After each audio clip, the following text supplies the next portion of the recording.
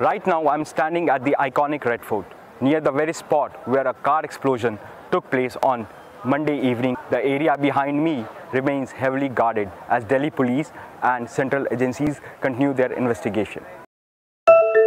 La 30ª Conferencia de las Partes, COP30, de la Convención Marco de las Naciones Unidas sobre el Cambio Climático comenzó la mañana de este lunes en la ciudad de Belem, estado de Pará, en la región norte de Brasil. Su objetivo es volver a colocar la lucha contra el cambio climático en el centro de las prioridades internacionales.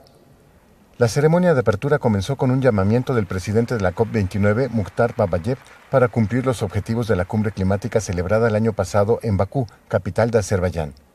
Por su parte, Enrico Lago, quien sucedió a Mukhtar Babayev como presidente de la COP30, sostuvo que la agenda de acción para la conferencia tiene una dimensión esencial para los pasos futuros y espera que la presente cumbre sea recordada por escuchar y creer en la ciencia.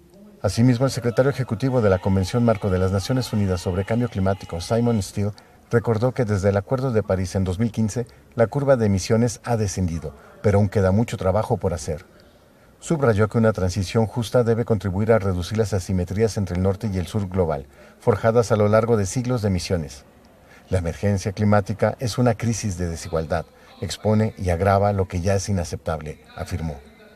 De acuerdo con la evaluación de los negociadores, 3 temas deberán guiar las negociaciones de la conferencia: la adaptación climática, la transición justa y la implementación del balance global del Acuerdo de París.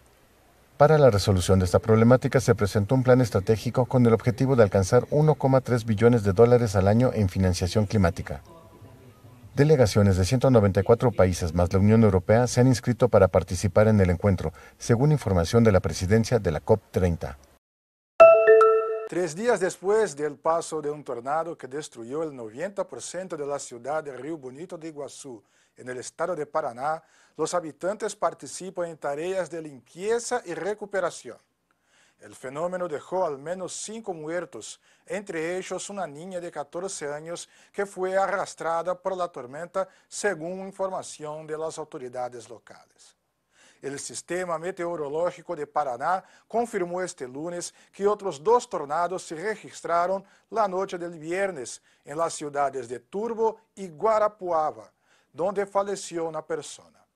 El gobierno federal destinó 15 millones de reales, unos 2,6 millones de dólares, para la reconstrucción de escuelas y del gimnasio municipal de Rio Bonito de Iguazú.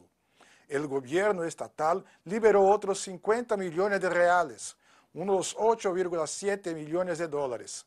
La ciudad, de aproximadamente 14.000 habitantes, 9.000 en zonas rurales, fue una de las más afectadas por el temporal.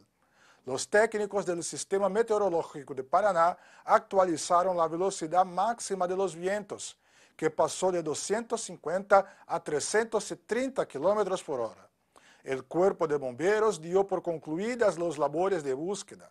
Las familias que perdieron sus hogares se inscribieron en programas de asistencia social, reciben kits con alimentos, agua, ropa y artículos de higiene personal. Desde São Paulo habló Felipe Lucas en los estudios de Bandeirantes para Telearuba.